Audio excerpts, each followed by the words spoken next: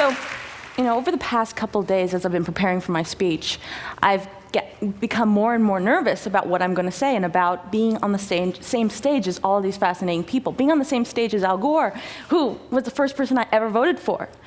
And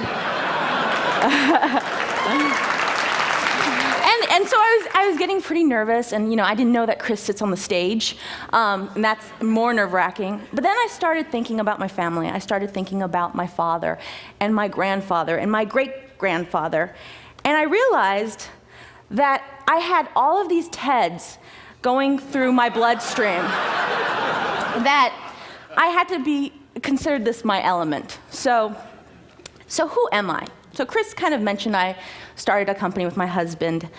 We have about 125 people internationally. If you looked in the book, you saw this, which I really was appalled by. And because I wanted to impress you all with slides, since I saw the great presentations yesterday with graphs, I made a graph that moves. And I talk about the makeup of me.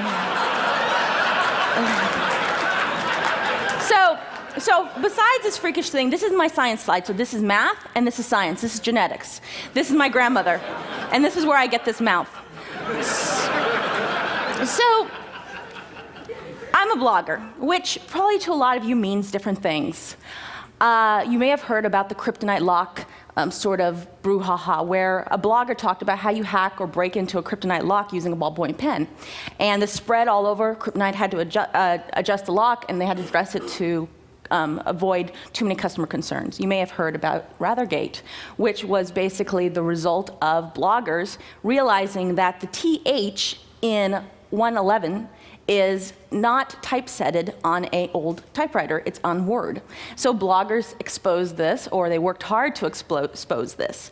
Blogs are scary. This is what you see. I see this, and I'm scared, and I swear on stage, shitless, about blogs, because this is not something that's friendly. But there are blogs that are changing the way we read news and consume media. And these are great examples. These people are reaching thousands, if not millions, of readers. And that's incredibly important. We have, during the hurricane, you have MSNBC posting about the hurricane on their blog, updating it frequently. This was possible because of the easy nature of blogging tools. You have my friend who has a blog on digital or PVRs, personal recorders. He makes enough money just by running ads to support his family up in Oregon. That's all he does now, and this is something that blogs has made possible. And then you have something like this, which is Interplast. It's a wonderful organization of people and doctors who go to developing nations to offer plastic surgery to those who need it. So children with cleft palates, they will get it and they document their story. This is wonderful. I am not that caring. I talk about myself. That's what I am. I'm a blogger. I have always decided that I was going to be an expert on one thing, and I am an expert on this person, and so I write about it. And so the short story about my blog, it started in 2001. I was 23. I wasn't happy with my job because I was a designer, but I wasn't being really stimulated. I was an English major in college. I didn't have any use for it, but I missed writing. So I started to write a blog, and I started to create things like these little stories. And this was an illustration about my camp experience when I was 11 years old, and how I went to a YMCA camp, Christian camp, and basically by the end, I had made my friends hate me so much that I hid in a bunk. They couldn't find me. They sent a search party, and I overheard people saying they wish I had killed myself, and jumped off Bible Peak. So you can laugh. This is okay. This is me. This is what happened to me. And when I started my blog, it was really this one goal. I realized, I said, I am not going to be famous to the world, but I could be famous to people on the internet. And I set a goal. I said, I'm going to win an award, because I had never won an award in my entire life. And I said, I'm going to win this award, the South by Southwest Weblog Award. And I won it. I reached all of these people, and I had tens of thousands of people reading about my life every day. And then I wrote a post about a banjo. I wrote a post about wanting to buy a banjo, a $300 banjo, which is a lot of money, And I don't play instruments. I don't know anything about music. I like music, and I like banjos. And I think I probably heard Steve Martin playing, and I said, I could do that. And I said to my husband, I said, Ben, can I buy a banjo? And he's like, no. And my husband, this is my husband, who is very hot. He won an award for being hot. He told me, you cannot buy a banjo. You're just like your dad, who collects instruments. And I wrote a post about how I was so mad at him. He was such a tyrant. He would not let me buy this banjo.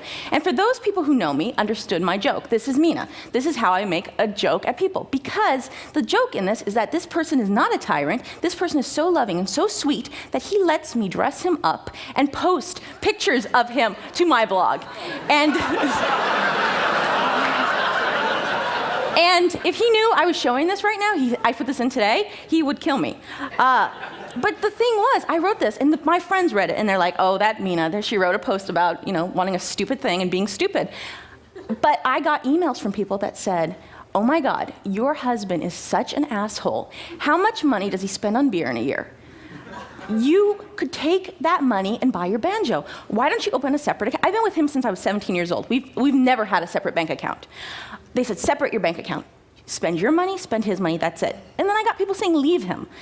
And I was like, okay, who are these people, and why are they reading this? And I realized I don't want to reach these people. I don't want to write for this public audience. And I started to kill my blog slowly. I'm like, I don't want to write this anymore.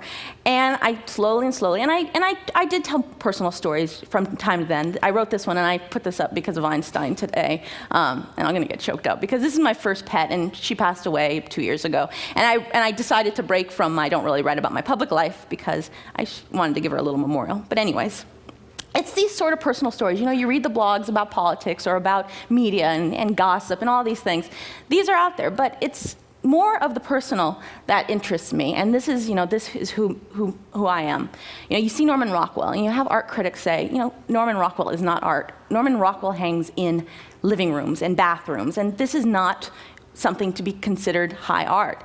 And I think this is like one of the most important things to us as humans. These things resonate to us. And if you think about blogs, you think of high art blogs, the history, paintings about all the biblical stories. And then you have this. These are the blogs that interest me, the people that just tell stories. And one story is about this baby, and his name is Odin, and his father was a blogger.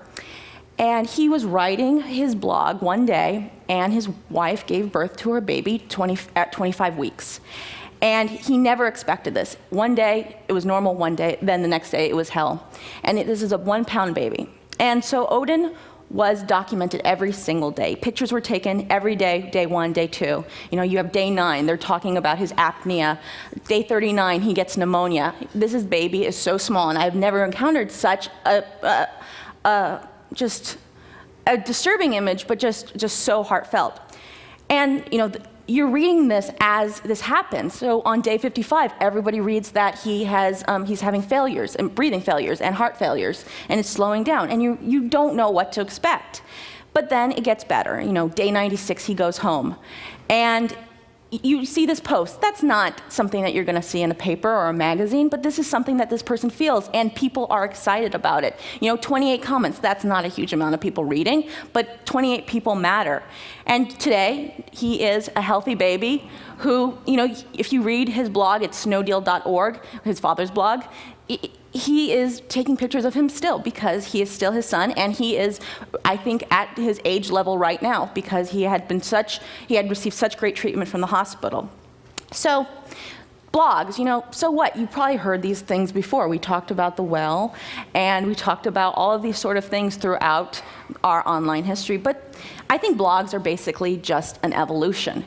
And that's where we are today. It's this record of who you are, your persona. You have your Google search where you say, hey, what is Mena Trott? And then you find these things, and you're happy or unhappy.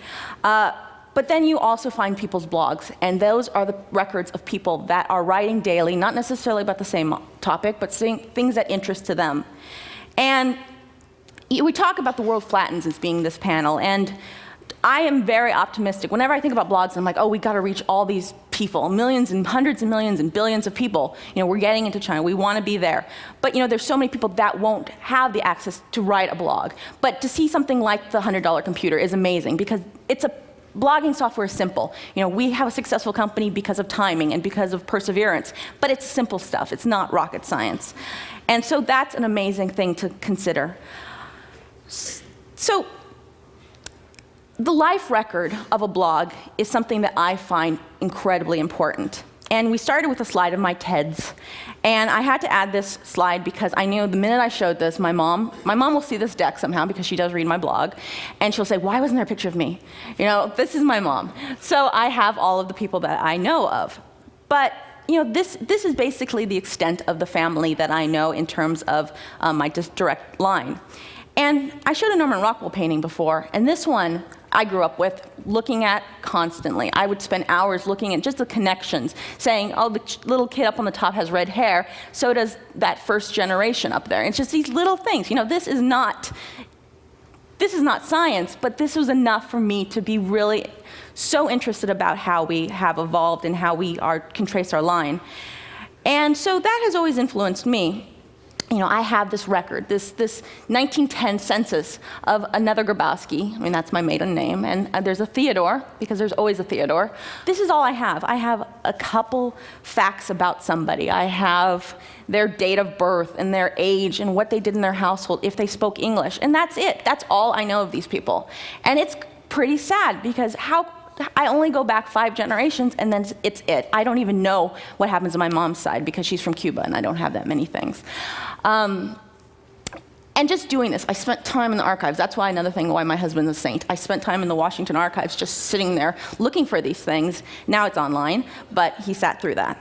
And so you have this record, and this is my great-great-grandmother. This is the only picture I have.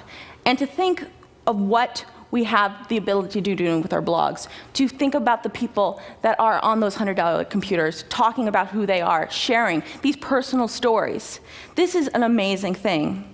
Another photo that has greatly influenced me, or a series of photos, is this project that's done by an Argentinian man and his wife.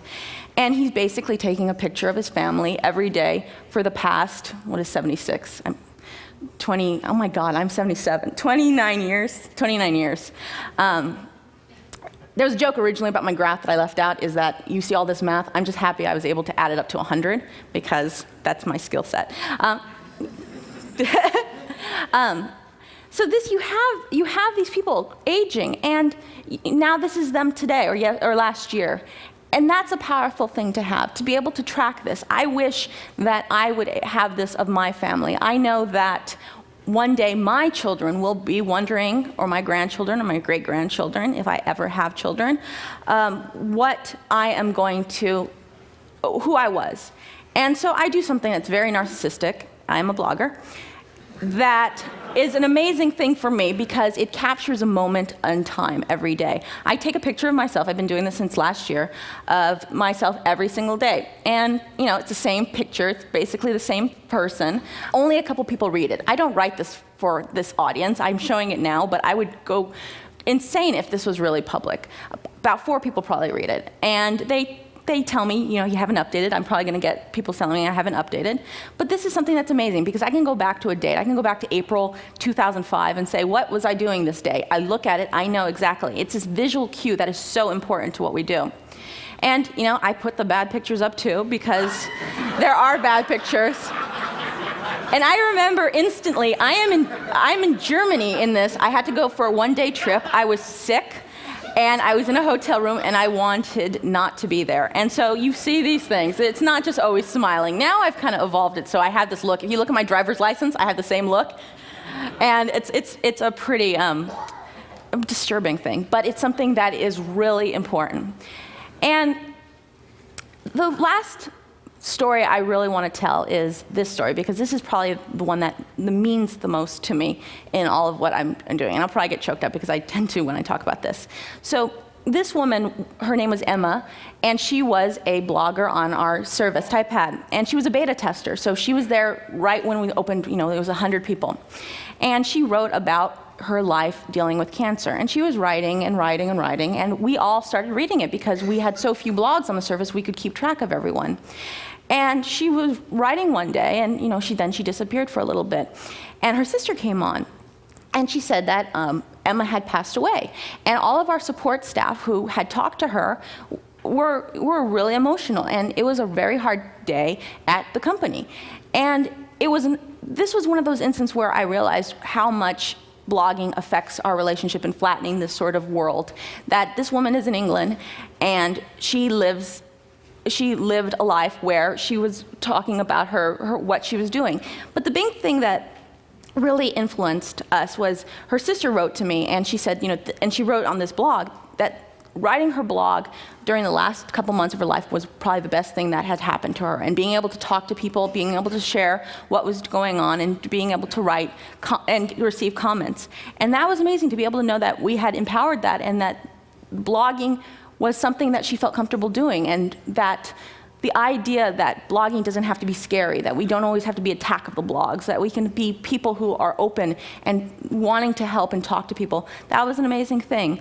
And so I printed out I sent a PDF of her blog to her family, and they passed it out in a memorial service. And even in her obituary, they mentioned her blog because it was such a big part of her life. And that's a huge thing.